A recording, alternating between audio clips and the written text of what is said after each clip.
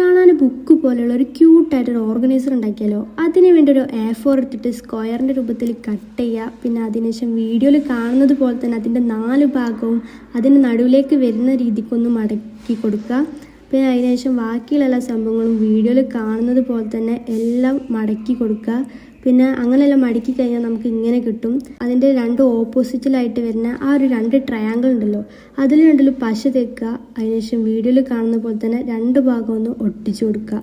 പിന്നെ അതിനുശേഷം ബാക്കിയുള്ള എല്ലാം നിങ്ങൾ ആ വീഡിയോയിൽ കാണുന്ന പോലെ തന്നെ ഒട്ടിച്ചു കൊടുക്കുക. പിന്നെ നമ്മളിതൊരു ബോക്സാണ് ഉണ്ടാക്കുന്നത്. അപ്പോൾ ആ ഒരു ബോക്സിൻ്റെ ആ ഒരു ഷേപ്പിൽ കിട്ടാൻ വേണ്ടി തന്നെ ഇതിൻ്റെ 2 ഭാഗവും വീഡിയോയിൽ കാണുന്നത് പോലെ തന്നെ ചെയ്ത് കൊടുക്കുക. അപ്പോൾ നമുക്കൊരു ബോക്സ് കിട്ടും.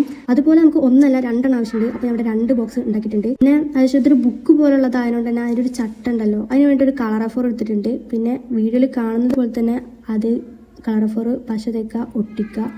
അതിനുശേഷം അതിൻ്റെ 2 അറ്റവും ഇതേപോലെ മടക്കി അതിലും പശ തേക്കുക, അതിനുശേഷം ഒട്ടിക്കുക.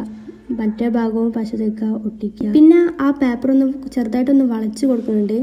പിന്നെ നമ്മൾ നേരത്തെ ഉണ്ടാക്കി വെച്ച ആ ബോക്സ് ഉണ്ടല്ലോ, അത് ഓരോന്നും നമ്മൾ അതിൻ്റെ 2 ഭാഗത്തായിട്ട് ഇതുപോലെ വീഡിയോയിൽ കാണുന്നത് പോലെ തന്നെ ഒട്ടിച്ചു കൊടുക്കുക. അപ്പോൾ നമ്മുടെ ഇതിവിടെ സെറ്റായിട്ടുണ്ട്. നമുക്ക് അതിൽ കുറച്ച് ഡിസൈൻ ചെയ്യണം. ഇതുപോലെ ആയതുകൊണ്ട് തന്നെ അതിൻ്റെ 3 ഭാഗവും ഞാൻ സ്കെച്ച് ഷീറ്റ് വരച്ച് കൊടുക്കുന്നുണ്ട്.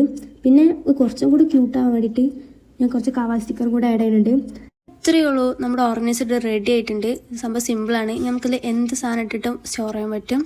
നിങ്ങൾക്ക് എല്ലാവർക്കും എൻ്റെ വീഡിയോ ഇഷ്ടപ്പെടുകയാണെന്നുണ്ടെങ്കിൽ ലൈക്ക് ചെയ്ത് ചാനൽ സബ്സ്ക്രൈബ് ചെയ്ത് സപ്പോർട്ട് ചെയ്യുക. ഇനി അടുത്ത വീഡിയോയുമായി കാണാം.